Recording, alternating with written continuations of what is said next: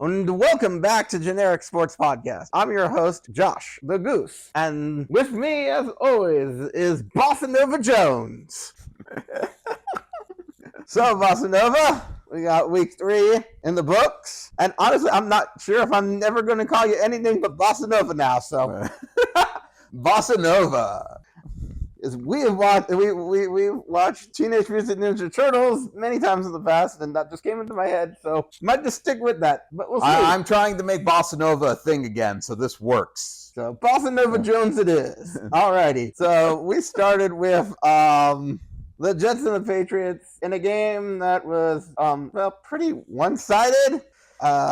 Right? I mean, the Patriots turned into what everyone was expecting them to be. Pumpkins, because it is pumpkin spice season. I was going to say the O-line was bad, and everyone expected the O-line to be bad, and the Jets it's like, yeah, that's just basically what New England looked like. Right? And, the Jets looked good. Aaron Rodgers looked good. The O-line looked pretty good until some of it got injured. The defense played all right.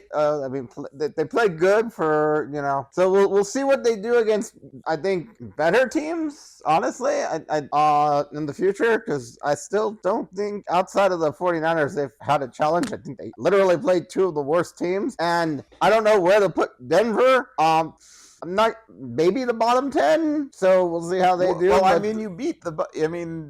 you won this week, and I have no idea what to expect. I mean, you don't have Russell Wilson this time, and your quarterback looked pretty good. So I think the Jets this might be the most difficult game the Jets have played so far. Well, besides the 49ers. Yeah, besides the 49ers. We do have a top 5 or 6 defense in some of the stats, so it's going to be interesting to see. It really depends on that O-line, because we sacked Baker Mayfield 7 times, but I'll get into that later. But the Jets played good, and honestly, Aaron Rodgers looked I don't want to say he looked MVP level for those years in Green Bay, but he looked better than his last season in Green Bay. Yes, I will give him that. He did look better than that. But it's still early, and I can't believe he survived a Thursday Night Football at MetLife. Right. Well, and I think the most important thing is to really reference is that I think that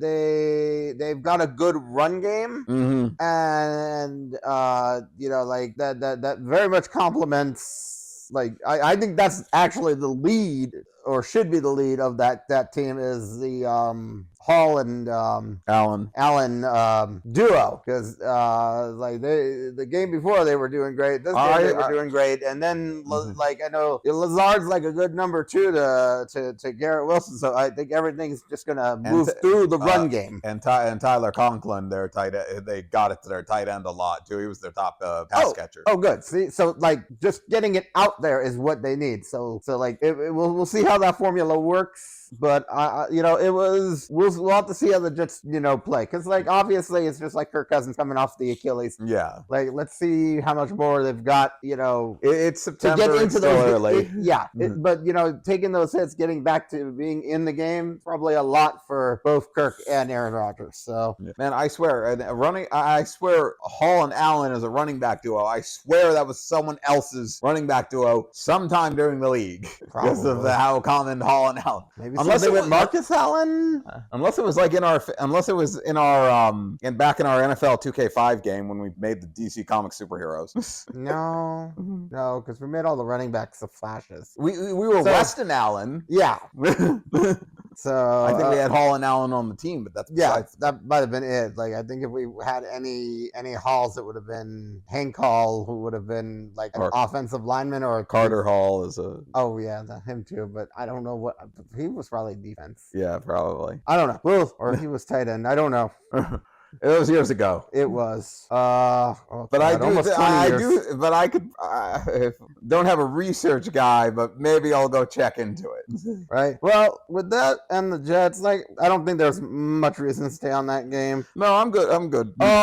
Let's just stay in New York though, or with the New York teams, and just go to the Giants and You mean the New Jersey teams? I mean, yes. They will probably finish up with the actual New York team, but The Giants, they won. They won a game. Daniel Jones looked competent. I don't know. Did he turn over the ball? I know the team turned over the ball in the beginning of the game, but they look good.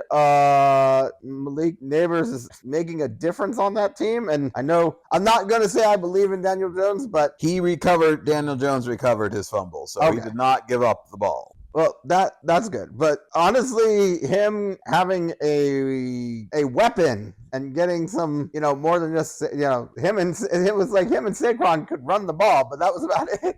They didn't have anyone to really throw it to. Now they have a bit of a mixed attack here, right? Because it's also like what, Wan'Dale Robinson? Yeah, he got 7 receptions for 61 yards. So like Wan'Dale Robinson, being able to get it out and people are able to catch it, like it's great. I mean, mind you, the Browns, they've got a good defense. Myles Garrett got hurt, I believe, in the game, and some foot soreness from an old injury or surgery he had. Maybe it was both, but it was when he was younger. I think that was he re-aggravated that. But that being said, like the Browns they're missing whatever they had last year, and I hate to say it, but it seems like it's Joe Flacco. Right? Better quarterback play? They should have kept Joe Flacco. That was a mistake. We'll see. I think Jameis Winston's going to get in there. Right? When Jameis Winston gets in there, and if the offense changes, then right, hopefully that'll be better for the Browns, because they are in one of the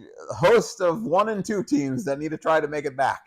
Absolutely. The Giants, though, like the defense looked great. Like Brian Burns. Yeah, they had no run. They had no run game. The Browns, right? Less than 100 yards rushing between multiple people. That's. I know how that feels, but yeah, as far as being a Broncos fan, but even just that being said, like I forget who else is on their defense off the top of my head. I know like what, Kayvon Thibodeau, Thibodeau, Dexter Lawrence, Brian Burns. Like they all seem to have played great. Like that, they were stopping. They were doing their job, and Daniel Jones and the rest of the offense was doing theirs. So it was good to see them get a win and their kicker not get hurt, to have to help keep that game, and the Giants have them win. And the Giants and the Cowboys have won the exact same team so far this year. And they play each other, so somebody's gonna get their second win next week. Minus ties, yes. And with those two teams, there could be a tie. You never know with like the NFC East, right? Let's see. Okay, you know what? Let's move on to trying to do some of the, less interesting games first here. Colts and Bears. Ooh, that was a pretty ugly game. I mean, Anthony Richardson, like, he didn't connect a lot. They won the game. There was a lot of running. The Jonathan Taylor is really leading that team. Running the ball really works, because Anthony Richardson threw the ball 20 times and only completed 10 passes. Yeah. But and Caleb Williams threw 3 times that amount, and they didn't win. All right, they got a garbage time score. I know Caleb Williams got a touchdown to Roma Dunze, and he had a Hail Mary that was successful. It's not in the end zone, so I completed. So padding some of those stats there. I'll be honest with you, God, that O-line sucks for Caleb Williams. Right? I mean, what can you do? I mean, with a bad O-line, and like they have weapons. I think they're trying to figure out their run game, but I don't know what the Bears are turning out to be. The Bears still, even with Caleb Williams. Mm-hmm. I don't know why Bears fans thought they would be any different. I mean, Shane Waldron looks like a horrible pickup from what, and Seattle fans were happy they got rid of him. So there seems to be a reason there. Right, he went there, and then and the Bears' old one went to what? That was the one that went to the Raiders, I think? Yes. So they should have looked elsewhere, maybe hired from college, but I don't think some of these offensive coordinators were the right moves for certain teams. I truly am wondering if with the Bears, if they fire Eberflus, like, will it be if they'll hire Lincoln Riley to take over the Bears? I could see that if he wants to go. Right.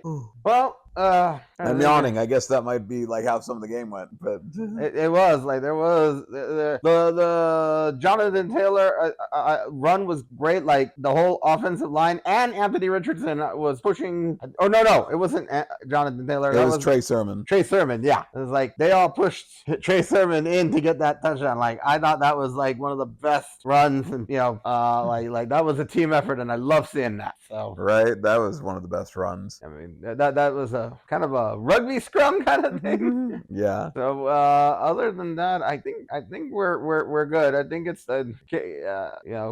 Caleb needs some help, and we'll see what happens with him these next few weeks, because I think the schedule is just going to get harder, honestly. Right.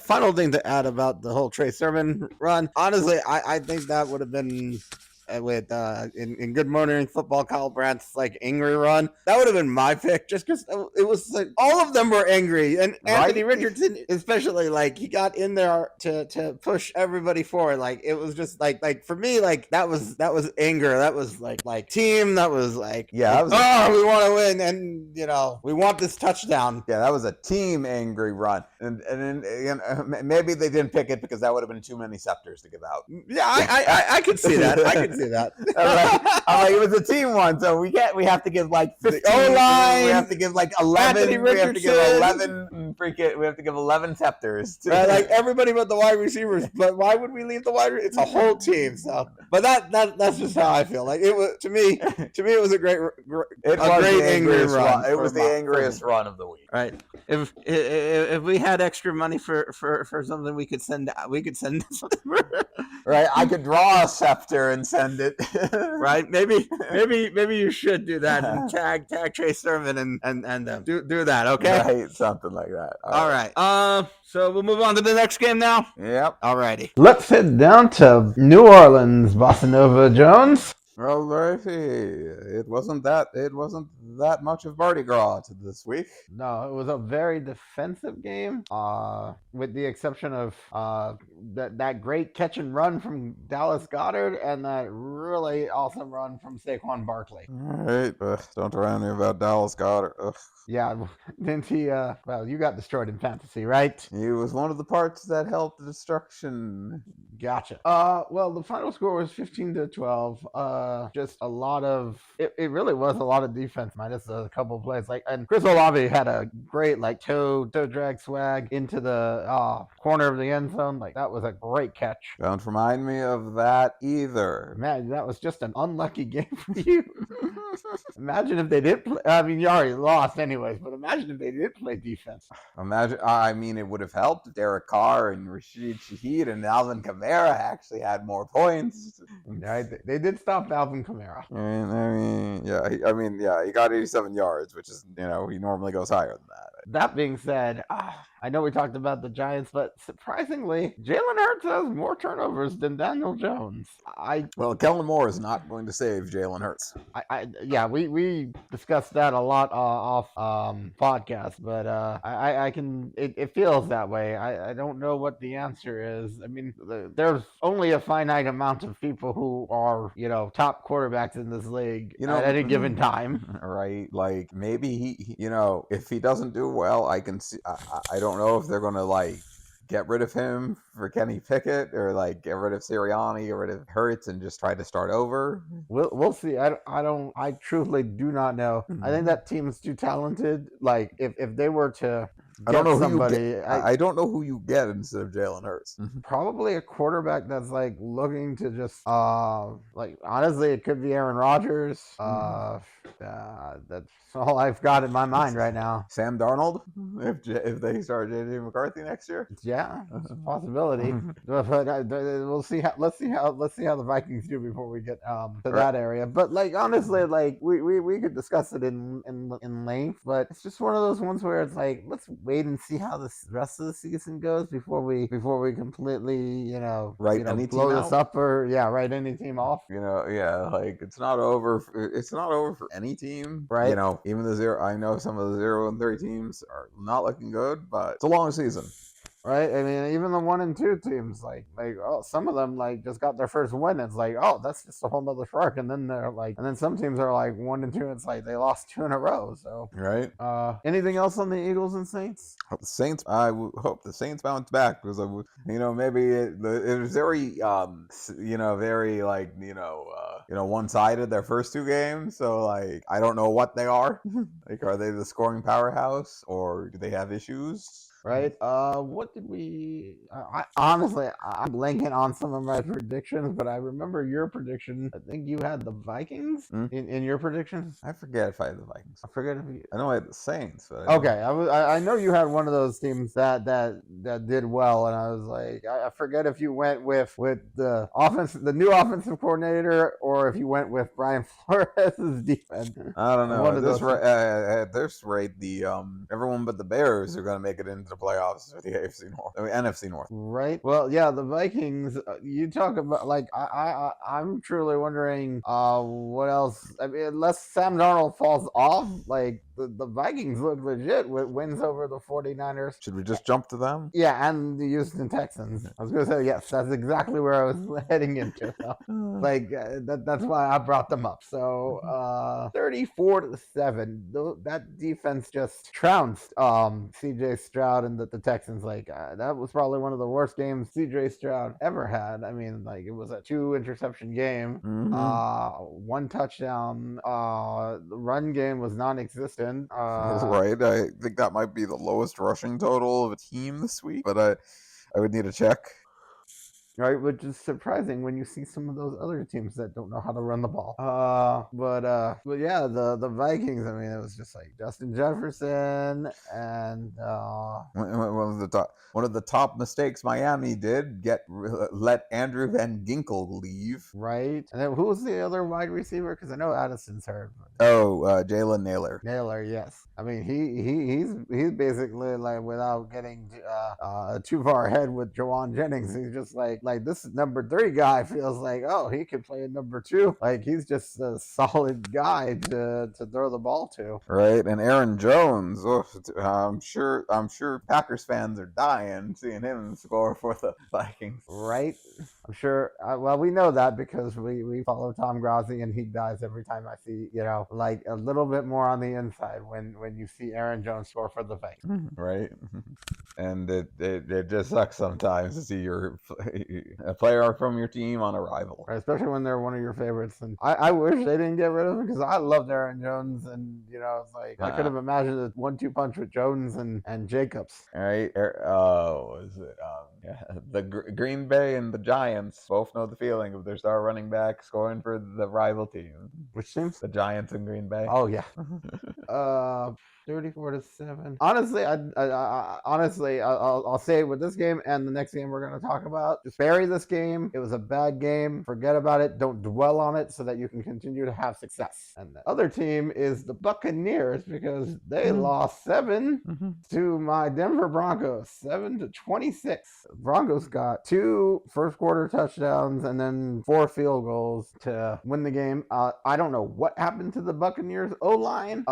7 sacks on Baker Mayfield. That is not good because he got sacked, I think, 12 times in 2 weeks. He was trying to bake a souffle and it collapsed in. Something collapsed in. It wasn't, he's the one that got collapsed on. I think the O-line collapsed. He was not baking well then.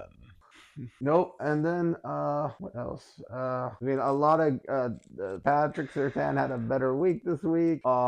He basically iced out Mike Evans. I know Baron Browning was hurt, but we had let me look up his name. But I know Jonah Ellis played good. And on the defense, Brandon Jones got the interception. I was like, I knew someone got an interception. I was seeing the offensive people on the tackles list on Tampa Bay's side when I'm looking at ESPN. Okay. Dondre, I hope I'm not pronouncing your name wrong, but Tillman. Mm-hmm. He came from the UFL. This is like his rookie season. Promoted off the practice squad because of the injury to Baron Browning since he's on IR. He got 2 sacks, and honestly, the only thing I can really complain about as a Broncos fan is that Tyler Beatty, I hope I'm saying his last name. That's the way I believe I've heard it. Should be the starter. He finished 9 carries on 70 yards. Yeah, the Javonte Williams and Jaleel McLaughlin Jaleel, he could at least catch the ball and he could at least run it for like some scores. But Javonte Williams, like he fumbled it. He just hasn't had it anymore, and I feel bad because he got injured. And Javonte come back like he used to be. Right, Javonte at least had some receptions. Yeah, Javonte had like some receptions more than Jaleel, but hopefully they figure out the running attack. Right. I mean, Javonte's always been a good pass catcher. Mm-hmm. I will also say it felt like it literally was night and day going into the state of Florida with Vance Joseph as their defensive coordinator from last year to this year. 70 points last year, 7 points scored on us this year. So it was refreshing. It was nice to Bo Nix got a rushing touchdown. I know he'll get a passing touchdown here soon. I'm just happy the offense just looked like it was a little more free, a little more fun, a little bit more active, and things were just rolling. I wish we would have got a couple more touchdowns, but 26 points is still like three touchdowns, more than 3 touchdowns. So it's fine, and we learn from this and go forward. As far as the Bucks go, like I said, for the Vikings, this is just one of those games that you don't think about. Just erase it from your mind, get back to what you were doing, except for the O-line. You gotta shore up that O-line. And I will say that I think McGlinchey got put on IR, and I think we had a better offensive line this week. So I wouldn't be surprised if our O-line keeps doing better, that maybe somebody like McGlinchey gets maybe he doesn't get his starting job back. Final thing for me is Zach Allen is a beast. He's been fantastic. You can see more and more as he goes that he learned from JJ Watt during his little bit of time in Arizona, like that they crossed paths and stuff. So I think they crossed paths, but I know that I know that he learned some stuff from JJ Watt, and it shows like he's become really great, and I think he's just going to keep improving. And our defense is just like it's top. Like I said, like I think 6. Like we're 6 in scoring. Like allowing don't allow a lot of points. We get takeaways and pressure, sacks, whatever. It's a good defense. So if we can keep this up and the team keeps learning and our offense just keeps going, I mean, maybe I was a little presumptuous with the playoffs, but I really just want to see improvement and some wins, and that's all I really care about. Like if we go 9-8, if we get a winning season, that would be nice. I know a lot of fans want playoffs, but I might have been a little too gun ho on the playoffs. But we'll get to that. We'll get to that in another podcast.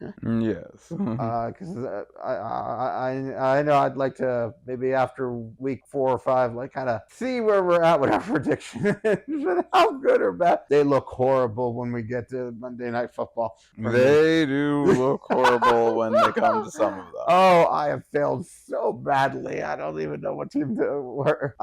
They all hurt. But we'll get to that later. Oh, I have to read. I'm gonna have to be so much better at predictions next year. I mean, we don't know what teams are. We don't. I guess since we don't know what teams are, and talking about pain, we can jump from your game and quickly jump to my game, the worst game of the week. You know what? I'm going to say I want to argue second worst game of the week. It's arguably the second worst. I mean, it was kind of Jets Patriots level, but I don't think that was the worst game of the week. So right, I think we had a fighting chance, but the quarterback play, like Skylar Thompson, is not it.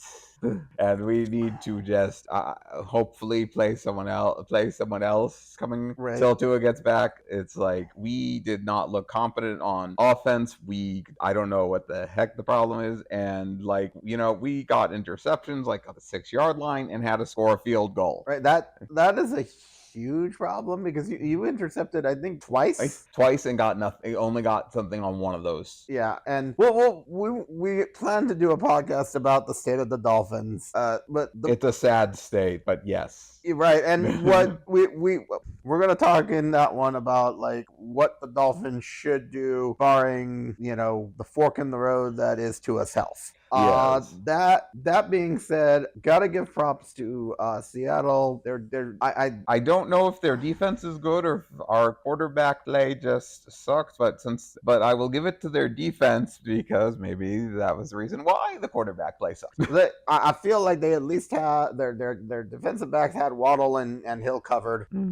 Even Jonnu Smith wasn't, like you at least try and throw it to your tight end for like a like security blanket. Or Skylar Thompson just didn't know how to throw it to anyone. Tim Boyle came in, and even the numbers, like I think they missed the same amount of so they did miss the same amount of passes because I think it was 6 each, but the ball looked more efficient coming out of Tim Boyle's hands, and he got sacked less. Well, I was gonna say Tim Boyle looked more sure of himself, and that was the big thing. Like you didn't see, like I remember at the end of the half where they had that free play, Skylar Thompson was just like dancing around and waiting for something to get open, and didn't even like, I know you can't see, but didn't feel the presence of a defender, and it didn't even feel like he was thinking that a defender would be able to come and get him. That was the big part of the problem. Yeah, he doesn't know. It looked like he was like a deer in headlights most of the game, and that he did not know how to read a defense. And I don't want that. I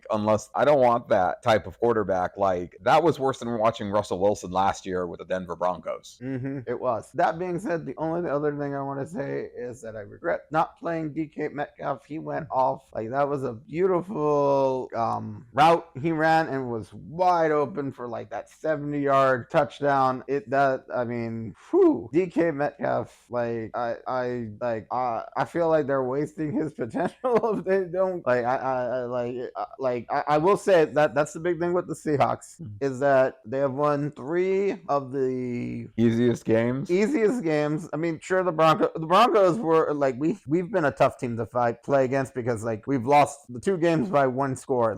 We've lost by 6 in the first game, 7 in the other. But that being said, our combined record is we've all just won 1 game.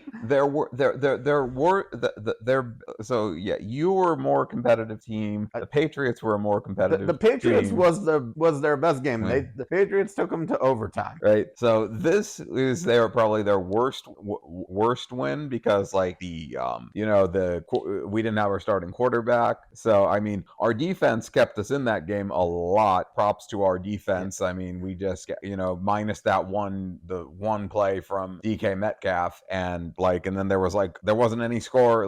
There was 2 quarters of no score, and then there was just one more score in the 4th quarter from the Seahawks. So we were very defensive. We just ran out of gas. Arguably, actually, I think our team was probably the weakest. It was Bo Nix's first game. Skylar at least played in a playoff game and played games. The fact that he looks like he regressed a lot since that playoff game says a lot about him, unfortunately. But that's why I gotta say, that was Bo Nix's first game in Seattle where it gets super loud. So yeah, Seattle is very tough. This was also in Seattle, and it's very tough. Especially an East Coast team going all the way across the West Coast. And I think it's the furthest distance in the normal NFL games, not counting going overseas. Right. The further it's in the continental U.S., it's the furthest distance. Yeah, Seattle to Miami or Miami to Seattle. Yeah,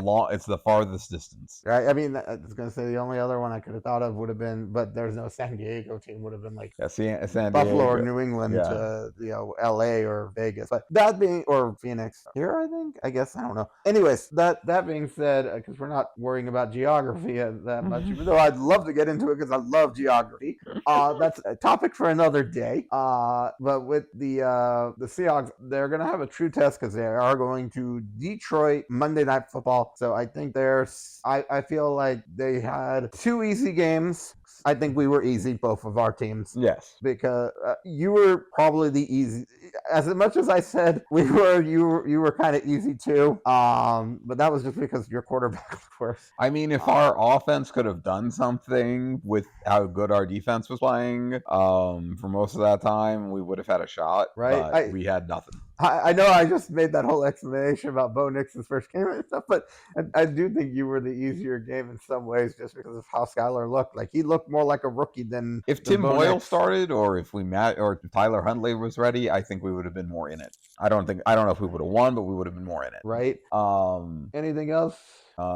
Zach Sealer looked great. I know we got more injured, and please watch the Seattle Seahawks versus the Detroit Lions on Monday night, and do not watch whatever kind of shit show is going to be the Tennessee Titans versus the Miami Dolphins. But we're going to be watching that shit show, aren't we? I go down with the ship, and really, mailman. I don't care how well he's done against every other team, but like, I'm not looking forward to this rematch, especially with how shitty we've been. Just to confirm, you said go down with the ship and not go down with the shit? Yes, go down with the ship. Okay. All right. SS Miami Dolphins that I've crashed with for 30-something years. Well, speaking of that, you mentioned the Titans. Well, they lost to former Titans quarterback, current backup quarterback of the Packers, and I guess former backup quarterback of the Titans as well, Malik Willis, and the rest of the Green Bay Packers, 30-14, which started kind of close, and then it was just like, I think they ran the ball, Malik ran the ball, there were touchdowns, there were a lot of interceptions, like, what was it, Isaiah McKinley, who's Xavier McKinney. Yes, Xavier McKinney. I think that was one of the best free agent signings. Easily, with how well like how great doing. he's been playing. I mean, even whatchamacallit. Also trading for Malik Willis, brilliant move as a guy as we just talked about, a guy with backup quarterback problems. Right. Well, this is what I keep saying to. I've said a lot of times. It's all about coaching, and Matt LaFleur is an excellent head coach. And if it doesn't, I think Aaron Rodgers winning MVPs. If that didn't prove it enough, Jordan Love getting together, and now just Malik Willis. Like, this guy could be head coach for another, like, he definitely needs to win a Super Bowl for them, but he could be a head coach there for another dozen years to 20 years as long as he keeps doing what he's doing. Oh, looking at Green Bay's defense, they actually have an Isaiah, so like they have Isaiah McDuffie and Xavier McKinney, so there you go. I know that. I was gonna say Isaiah McDuffie must have made some plays, and he got half a sack, and he got like 6 solo tackles. Okay, and who's the other back? They have another cornerback or something. Jari Alexander. Yeah, Jari. Yeah, he made, I think, his first interception in a long time. Mm-hmm. So like, I think he did that this week. If not, it was last week. But it's still just like, this defense is coming to play. I know they got rid of Joe Barry. Yeah, Jari Alexander and Xavier McKinney got the interceptions. Right, and new defensive coordinator from Boston College is head coach. He, blanking on the name, he's been a breath of fresh air. The defense is playing good. The offense is playing good. So it's just like, come and get the Packers. Like, I really think that if there wasn't a neutral site game, like even if it was in Philadelphia, I think the game would have been different for the Packers that first week. That being said, like, I really love the Packers, and I cannot wait for the Vikings to come to Green Bay. I think. Yeah, they go to Lambeau next week. Oh, that's going to be such an excellent, exciting game. Like, we hope. I hope. Like, I hope it's back and forth. It could be defensive. It could. But I love a defensive game, so I want to. like my favorite thing to do more on in Madden is play defense. So I like watching it. So I'm hoping it is a defensive game. A good defensive game. Good defensive game, yes. Yeah, there are some like boring games. Like true. I did forgot one quick thing, and like this game went really well, and like hopefully it's a defensive game without penalties. Like Oh yeah, because there was like 22. Yeah, there was like 22 penalties in the Dolphins Seahawks game, and that was ridiculous. Thank goodness they weren't all on the Dolphins. Right. But no, like Green Bay versus Minnesota, like Minnesota at Green Bay, just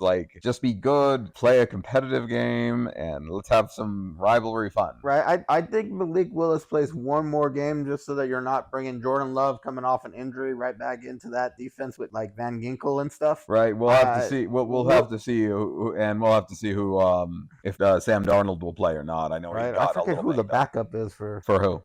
Sam Darnold. Nick Mullins. Okay. I mean, that's a capable backup. So I don't know what a capable backup looks like. No, you don't. That being, I mean, we got Zach Wilson for you. So God, when I have to say either of the Wilsons, like Zach or Russ is a better choice than what we have. It is a sad days, sad Dolphins noises. No happy clap. No happy clap.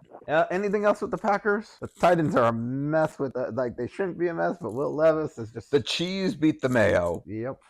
The cheeseheads beat the mayo, and can make a good grill. They some good grilled cheese with those ingredients. Right? It was not mailman. It's like mailman. Right. Mm-hmm. Will Levis, like, I mean, he got sacked 8 times. Oh man, and I thought Baker was in trouble. Yeah, like I don't know what. Oh, my bad. This was the worst running attack of the week so far. 33 total rush yards out of 3 players. Wow. They couldn't get anything done like running the ball. Yeah. And Will Levis lost the ball 3 times, 2 interceptions and 1 fumble. Yikes. Speaking of yikes, I had we can go to another game that's had some yikes moments. Yeah. Well, the Chargers, I mean, yikes. Justin Herbert limping off in pain, and again, I mean, we know he had a high ankle sprain, but like the game felt over as soon as he exited the game. And they got the Chiefs coming up, so I'm not holding my breath for the Chargers to do much in that game. Right. But I mean, they might just try to run the ball, but the Chiefs' defense is what's keeping them in games. So like, I don't know how successful their running attack will do, like, because like if you stop the Chargers run, which is what Harbaugh wants to do, like they don't have much, especially with a backup quarterback. They wanted to try to not focus on worrying about like having Justin Herbert do everything. Yeah, but at least they have Tyler Heineke, which is if he takes most of the first team's snaps, like I can at least see him do decent there. So yep, decent backup quarterback play, right? What else? Justin Fields played great, competent, passed for like what 70, 75? Forget, like was it 77% of his passes or something like that? Somewhere in the 70s. He had a 96. He had a 96 rating. So right, and I know he threw for a touchdown. He missed 7 passes. Okay, he threw for a touchdown. I think he had an interception, but he kept them in the game, and he played great, for better than what he did in Chicago. That's just the story. Chicago is one of those franchises that I don't know if you should go there, kind of thing, with the way things are looking. Right, and he had 4 of his receivers had had double-digit long passes. The lowest being 15, the highest being 55. Wow. Yeah, Calvin Austin III. Yes, that was a good one from him. Like he did a lot of work to get that touchdown. Calvin Austin III. Yeah. And George Pickens did good, and it was Freiermuth and Scotty Miller that all had those. So. Right. Anything else on that game? I can't believe the Pittsburgh Steelers are 3-0, and I can't believe that I didn't believe in their defense or like just didn't pick them, and my predictions are horribly wrong. Season's still early, but I feel like the odds are we're just betting against Mike Tomlin for having a winning season. And some of those games, I mean, it may have gone different with if Justin Herbert played that whole game. If the Falcons, I think had like preseason rust, like they haven't started, they haven't found their groove yet. I think their groove is better now. And who was their second? And was that you? Yeah, the Broncos. I think that if we needed to lose that game so that we could see the offense really gel more. So yeah. So it's okay. Yeah. Going forward, we'll see how their schedule is. Yeah, totally. I don't know who's stopping the Steelers in the next few weeks. So looking at their schedule, and they have the Colts next week. Well, anything could happen with the Colts, right? Then the Cowboys. I got nothing with them right now. So the Raiders. Who knows? Okay, this might be the team that could stop them. The Jets. We'll see. And then the Giants. Who knows? That one could go either way. After the bye week, they have tougher games. Okay. Washington might be the one that. Right. And don't they play their whole division, like everything else, like in like 6 out of the last 8 weeks of the season? Oh yeah, it's after the bye week. Besides Washington, the Eagles, and Kansas City, it's their entire division. Right. They literally, I could see them going 9 wins before, or get a ton of wins before their bye, and then lose every game after the bye. Right. It's 8. Yeah, they could go 8-0 and then lose everything. That'd be crazy, and then they would be a losing record. Oh man, like I said, but I guess it's like we always feel like it's bound to happen that Mike Tomlin will have a losing season, but he doesn't. So right now he knows what good. His defenses know what they're doing. Their offenses don't need to do much with those defenses. Well, they're doing what they need to do, but like I said, it's like. I still think it's bound to happen. I don't know when, but it is bound to happen one day with Mike Tomlin. But for now, anything else? No, that's it. Well, Bryce Young got benched, and Andy Dalton kicked ass. Mm-hmm. All right, Andy Dalton showed confidence, and like Chuba Hubbard ran the hell out of the ball. Like, man, when do you see the Panthers with 300 yards, with a 300-yard passer, a 100-yard rusher, and a 100-yard receiver? I think the last time they made the Super Bowl. Right. I don't know what happened with the Raiders. But the Panthers played great.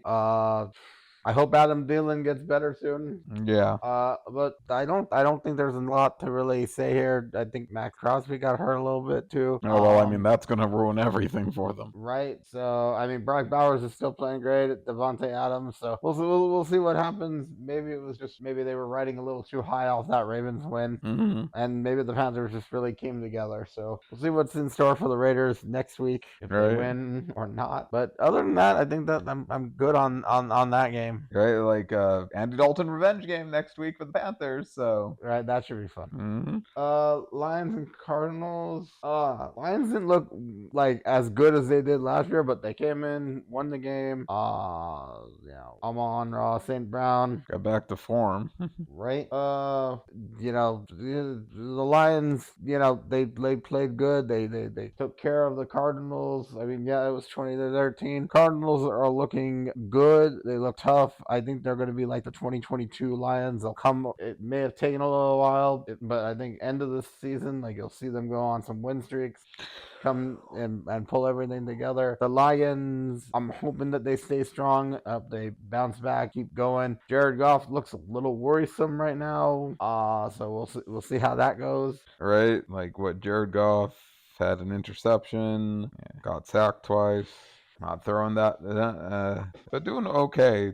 Yeah, they're doing okay. That's the thing. It's like we'll see what happens next. Well, I mean that's why they're more of a running football team. True. They do have some good running backs. So I mean they have they almost had 2 running backs over 100 yards. They had one only David Montgomery, but Jahmyr Gibbs was almost there. Right. Well, 100 yards from scrimmage for Jahmyr Gibbs though. Right. I mean, I think that's important too. It's like it's not just you can get as many get more yards out of the passing game for them too. That's great. I think there might be something wrong here. How does Jahmyr Gibbs have a reception? I mean, how does Jahmyr Gibbs is in receiving, but it says 0 receptions? Oh, was it some shenanigan? No, I forgot about the play. That was the hook and ladder play. Remember? Oh, right, the hook and ladder play. Yes. Amon Ross St. Brown. I can't believe we forgot that. Like, that was probably one of the best plays. There were a lot of good plays of the weekend, but yeah, Amon Ross St. Brown caught the ball and then pitched it over to behind to Jahmyr Gibbs. So Gibbs got the touchdown and the receiving yards, but not the reception itself. Yep, that explains that. I'm glad I caught that, so we could remember the fun play. Right. I don't really remember Marvin Harrison Jr. doing much in this one. He was their lead receiver, but was he? Tied with Michael Wilson. Okay, at 64. Okay, so not as good as his second game. I was gonna say, like, I remember hearing, a little bit more of Michael Wilson and Trey McBride. So I guess, but it wasn't as high powered as when they played the Rams. So right. Speaking of the Rams, they had a miracle comeback win. I don't really know how to describe it, because the 49ers, like, Brock Purdy played good. Jawan Jennings was amazing. Brandon Ayuk sucked, and I think that I hope some of these wide receivers and stuff take some lessons that maybe let your agents handle stuff. What's meant to be is meant to be, and I get it. It's your body, and you don't want to use it up and go to training camp, get hurt. But if you're still if you're great, you're still gonna make that money somewhere. And Brandon Ayuk, now you're kind of looking like a mistake. And now it's like, well, if you don't have a no trade clause, you're in this deal. If the Pats still want you, you don't got a choice in this thing. Like, they might just, you might get traded there, and depending on the deal and stuff, if they can lose some salary cap by not having you on there, like, you might be gone at some point if you don't get back to form. So I don't think I think that is like one of the major problems. Like, was his performance. Purdy did fantastic, but Jake Moody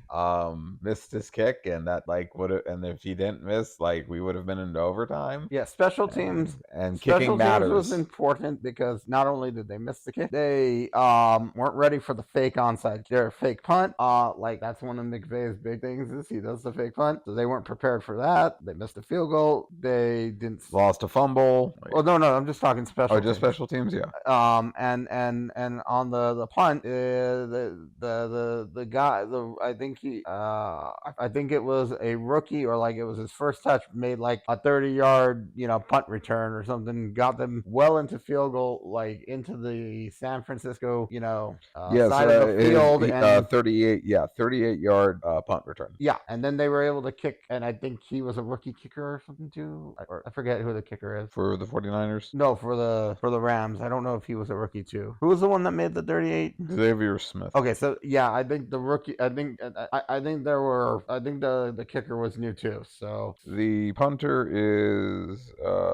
No, the kicker of who made the field goal. Oh, the kicker for the Rams. Yeah, Joshua Carty. Yes, Carty. I think he's a rookie. I'm checking. Well, Carty. Yep, rookie. He only has this season. Okay, well, Carty kicked it great and made the field goal that they needed to win the game. So, 3 phases of the game.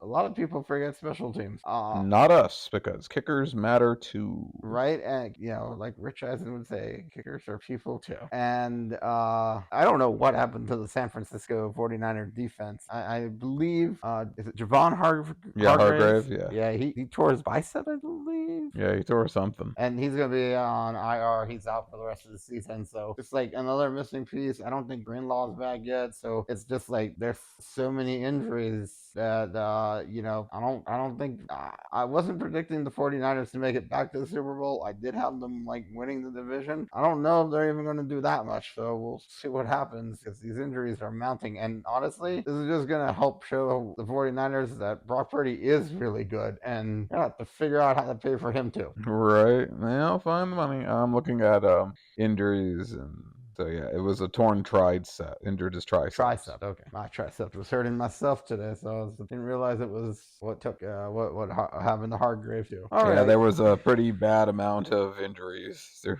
were a lot of teams. Yeah. Ravens and Cowboys. That was a disaster for the first 3 quarters for the Cowboys. I'm not gonna say it was a disaster for the 4th quarter and the Ravens, but they still pulled out the win. But when you go into the 3rd quarter and when you're going into the fourth quarter, and it's, I believe, 28-6. I believe Yeah. that was Yeah, it was 28-6 going into the fourth quarter. Baltimore scores nothing. Dallas scores 19. They come back to lose 28-25. But if they had kicked a couple extra field goals when they were, instead of trying to go for the touchdowns and then made that comeback, we could have been looking at overtime. Justin Tucker missed a field goal in the fourth. I don't know what's wrong with him, but I Right? dropped him as a kicker. Is this the end of Justin Tucker's kicking, like good kicking? Right. I mean, even Adam Vinatieri fell off, but not this bad, and not till he was a little older. Like Adam Vinatieri was into his 40s before he like really started to fall off, and that wasn't even 40. Right. So like this is early. He's like 34, I think, right now. Like, what the hell is wrong with Justin Tucker? It's like the Ravens are not like they're still. I think they still might be hung up on that AFC Championship game. AFC Championship game hangover? That's a little odd. I think it happens. I think sometimes you just, sometimes mental stuff gets to you, and I understand that. Yep. I hope they overcome it, but like these fourth quarter collapses, like they could have been 0-3 if the Cowboys, played a little bit better in the first three quarters. I don't think they had much of a run game. Everybody had CeeDee Lamb covered. Like they finally came out in the fourth quarter. I know like Turpin got some stuff. Some catches, and I think he got a touchdown. But and Derrick Henry had a hell of a game too. So and at least they were able to seal the game away thanks to Lamar Jackson. Micah Parsons sucked, and I know he has his own podcast. He probably won't listen to us, but he sucked. Like honestly, like you're getting to the point where it's like, and I think he talks too much for I feel like Dak is level-headed and talks well, except for I don't know what bandwagon he was talking about. Nobody's a bandwagon Dallas Cowboy fan. Right? Not since the 90s. Right? If they're still with you, they're still with you, Dak. Yeah. I mean, I guess I could say I was a bandwagon fan because I remember, but I loved Troy Aikman when I was a kid, and then I found the Broncos, and I've been with the Broncos since before they won a Super Bowl. Because I was with them like right when they were transitioning from not my favorite, the Big D, and I didn't really love them to just the horse, the Bronco. That being said, still love Troy. But CD and Dak are fine. There's a part where I'm just like I don't know. Maybe you franchise tag and and trade away Micah Parsons, something like get some value for him. I feel like he is a distraction on that defense and in that locker room. I personally feel like he's one of those fake team players. I don't trust him to really have the team's back. Like he's more worried about his podcast, and it's not like something we watch other shows and we hear about other people who do, but nobody like CJ Stroud goes on different podcasts, and I know Deion Dawkins does. I believe he has his own, and because he's got his own thing. I saw that on Colin Cowherd, but I always feel like everybody's talking about Micah Parsons, and I don't think that's good for the Cowboys. Yes, well, it comes down to for Micah Parsons himself. Does he care more about his podcast or playing football? Because I get it, it's a business decision for your life. If the podcast does well, he can make a ton of money on the podcast, just like making a ton of money playing, and it's kind of easier to do a podcast, and the podcast can continue after his football career. I get it if he's just all about the money. Some players are. It's just you're just kind of a bit loud and hurting your team by doing this. Well, I mean, but you're also taking he hasn't played great this season. It's I feel like it's taking away from his focus from the rest of the how he's been playing. It's fine. This we're trying to make our job. We want to talk about everything we love. That's just the thing we want to do. Hopefully we can get this to be more successful. But Micah Parsons is successful in something that he's doing. The podcast should be second and not be an important thing if I don't even think that should be second in his life. He's got a family. like he's got other means. Like go out and get some of those like endorsements deals. Like this should not be like I'd rather see you in ads in the that you film during the off season before training camp begins, and doing stuff, make money that way. Like I get it, it's for his future. I do respect that, but I just think he's too involved, and we did not have this plan to go into a Micah Parsons should not be podcasting. Yes, right. Maybe we should jump back to the team that actually won instead of giving the Cowboys more screen time than they actually need. True. But what do you want me to say about the Ravens? Well, I wanted to say stuff about okay. I was just going to say that they finally got the running game like that they were supposed to be, with Derrick Henry finally on track. And it also goes, their run defense sucks, the Cowboys. Yes. So, I mean, hopefully Derrick Henry and Lamar Jackson can keep running and doing, and the same thing with like Justice Hill. Yeah, right? the three of them with, like, there was one small run by Zay Flowers, but the four of them had 274 yards running. I don't think they're going to have that every week. No, but that's Ravens football. Right? If they get half of that, that would be great. Yeah, exactly. They just need to get better on defense. I think they're feeling it from losing Mike McDonald. Right. Anything else? I think we talked enough.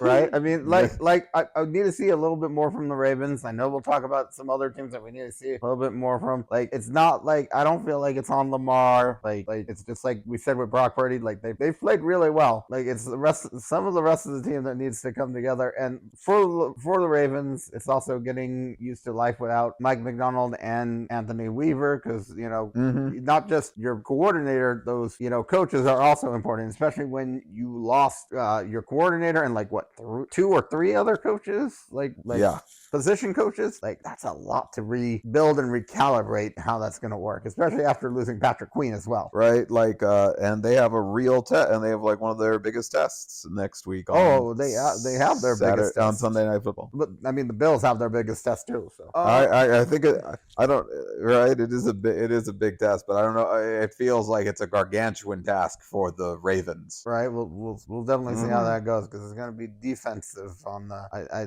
think with the Bills being a defensive head coach, if the Ravens don't get their defensive problems set, Josh Allen's going to go off on them. Yep, absolutely. We'll talk about more Josh Allen in a little bit. Like, let's start. It won't be long on Josh Allen, but let's talk about the Chiefs and the Falcons. I'd rather talk about Josh Allen.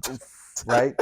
Honestly, this one's gonna be a little bit of because, like, first of all, the Chiefs have not played great. They've won. This week was for a lack of a penalty that should have been called. I do feel like the refs really were trying to give the game in some ways to the Falcons, and the Falcons blew it. Mm-hmm. I will say, like, Patrick Mahomes, and he even admitted he's not playing his best ball. He's not playing good. Right.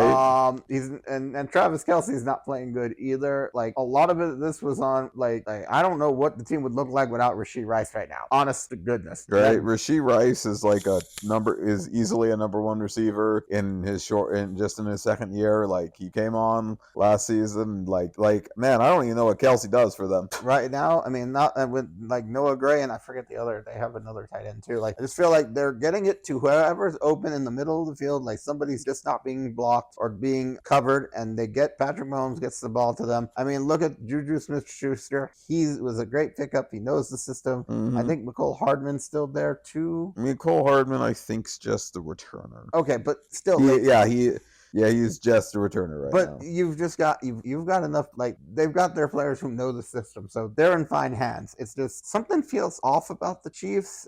I think they're a very lucky 3-0. In a different way, than how Seattle is 3-0. They are surviving games. Right, Seattle has had an easy 3-0. This is like you said, a surviving 3-0. But to the defense of the Chiefs, to be fair to the Chiefs, fuck Kirk Cousins and the Falcons. What was that play call on? Like, you couldn't get like if you should have kicked the field goal, and at least defense. Like, I mean, Justin Simmons knows how to pick off Patrick Mahomes. He's got 6. He's got 4 more than anybody else, and part of that was because he played for the Broncos and they played him twice a year. But that wasn't the only reason. Sometimes he'd have one game with multiple interceptions on Patrick Mahomes. But besides that, I don't understand the play calls, because you knew you were going to have to go for it on 4th down. So I do not understand on 3rd and 1, maybe try a throw or do a run play where like maybe just try the tush push, especially on 3rd and 1, or something like wait, with Bijan and Tyler Algiers in the back pushing Kirk up like that was perfect. Or even just Bijan trying to push Tyler Algier, or Algier trying to push Bijan, just like in the tush push, and maybe like Kirk pushing them after too. Right, just something. Yeah, that should have at least been attempted on 3rd down, and then Bijan should I don't understand running it out to the side. No, I don't. Like there needed to be some kind of like trick play where maybe it looked like it was going to be a quick handoff to Tyler Algier, and then and if while it's being run, if you didn't see anybody to covering Bijan running to the right, because you cover and you think that they're gonna run it, you run a fake or something. I don't know. There were so many better play options than running Bijan Robinson a few 5 yards on the side and then trying to move up. I don't get that. So they were lucky, the Chiefs. Sometimes it's better to be lucky than good, and they snuck away with a win because the Falcons just felt inept, and with the way that the Eagles and everything, the Eagles could have been 3-0. They got it really feels like they got lucky. So anything else I think that was one of my more I remember how dumb that was, and it stuck with me. The Falcons should be the Falcons should be a better team, and hopefully they will figure it out. I mean, they easily could be 0-3, and on the flip side, they could easily be 3-0. So 1-2 is not that bad. There's a whole host of 1 and 2 teams that are figuring it out, and hopefully they will. Right. But I think I am good. Actually, I do want to say Darnell Mooney looks fantastic once he left the Bears. I mean, like Justin Fields, many people do. He's a solid number 2, or even 1A, because Drake London. But they're right now, it feels like they're both doing their thing and getting the ball, and that's what the Falcons have needed. So good on both of them. Good on both of them. Hopefully, one of them breaks out and they do great together. They use Kyle Pitts more too. Right, and they got to test. We'll see. The Saints have a test. The Falcons have a test against each other to see who's real and who's a contender, who's a pretender. All right, are we ready to move to Monday Night Football? Yes. We got a double header. One of those heads is the weird King Ghidorah meme where the head's the goofy face. Yeah. I do kind of want to just. I mean, we could break it up, but let's just talk Jags and Bills really quick. The Bills were 47. The Jags were 10. Let's talk about we'll talk about the Bills. Plain and simple. They dominated. They kicked ass. DeMar Hamlin got his first interception. Yay for him. So glad to see him playing better, and and he's a starter now. Right. As far as other things go, they dominated. They first half touchdowns. They passed it in. They threw it in. Ran it in. It was another disaster for the Jags. There was no stopping them. Right. And I thought. On the bright side, I thought it was bad when the Dolphins played the Bills. This was worse. Yes. It's so bad I didn't know to say worse or worst. Fair. I don't know if it really is fair, but it was worse. And the worst part is the Jags. And honestly, is there anything else really to talk about with the Bills? Josh Allen. Josh Allen is MVP right is MVP number 1 candidate right now till the rest of the season it changes it. But no interceptions. I think leads to a good question. What exactly leads to the perfect passer rating? He only missed 7 passes. You need a lot of stuff. It's 250 yards. Complete, accuracy, bunch of different stuff. Oh, I guess he missed too many passes because he had 263 yards. I don't understand. It's also you need 10 or 12 yards per pass attempt. I don't know. His average, average was 8. So. Yeah, it's an average thing too. It's crazy. I don't know. I don't know if it's changed in recent years too. I don't know. I know we haven't talked about the game, but even Jaden Daniels didn't get it, from my understanding. Right. I think it requires a math degree to figure out the formula. Something like that. So let's talk about the Jags because they were like what 2-0 with Trevor Lawrence against Josh Allen and the Buffalo Bills. Like I remember a 9-6 game that they wanted. It was like all field goals if I remember correctly, and I don't know what happened to Trevor Lawrence over these since he got injured last year. He has lost, is it 8 straight games since last season? I believe so. I believe that's the stat. And he's the only game they won was when he didn't play. Right, and it's just like, did he not recover correctly, or is just the organization bad? Is are they too split up in too many different things? I think physically Trevor has healed. I don't know if he's mentally healed. There might be a lot of noise in his head. Doug Peterson, I think, is a great coach. I just don't know if he hired a good defensive coordinator. I don't know, but I don't know what's going to take Trevor to the next level because I don't know if there is a next level for him. Right. At this point, I mean, unfortunately, yeah, Trevor's probably going to stay because they've signed him. So, is this one of those ones where you basically just, Sean Khan has the money. Are you just going to blank check, Bobby Slovic or Ben Johnson and just be like, please come save our quarterback? Right, one of those two might. I'm looking up. Or it could be Clint Kubiak too. Right, depending on how Clint Kubiak does. Well, just because of the Shanahan system, like you might want to just because like that's the thing. It's like it's bad. They are probably the second worst team in the AFC, and they're only. I think it's the Titans that are worse. And the biggest problem is ETN looks great. They've got a lot of talent. It's Trevor Lawrence and right now the defense that just isn't looking good. And actually, I honestly think the Titans could probably beat them, and we know that they play twice. So we'll see what happens. But this is not the step. After coming off you're only a year and a half removed from that comeback game against Justin Herbert and the Chargers. Right. It does not help, how they're playing does not help. The new defensive coordinator I saw was from the Falcons last year. Oh. And I mean, it said they improved it said he improved the Falcons from 23rd points allowed per game to 18th. I'm like, well, that is an improvement, but that's still kind of bad. If you're not, there's 32 teams in the league, and if you're in the bottom half, that's not great. No. And I don't really know what else to really say because they've got so much talent on that team. Like I know Evan Ingram's missing, but Strange has been playing well in his absence. Christian Kirk, you've got Gabe Davis. Brian Thomas Jr. is looking good. Brian Thomas Jr. is looking good, right? Like I think he's right now been the third best. At least as far as consistency goes, like he might be like second or third best wide receiver. Rookie wide receiver. It just depends. But he feels like he's one of the good ones. And my question is so. And you're unfortunately in some ways, unfortunately for Doug Peterson, you're stuck with Trevor Lawrence. You might have to fire your defensive coordinator and move to somebody else. I don't think Bill Belichick would come and take that job because he'd probably want the head coaching, the whole thing. But at this point, I mean, you could call like Rex Ryan or, somebody that would come in and just, Would Mike Vrabel come in just for revenge? You paid him a lot? I could see that.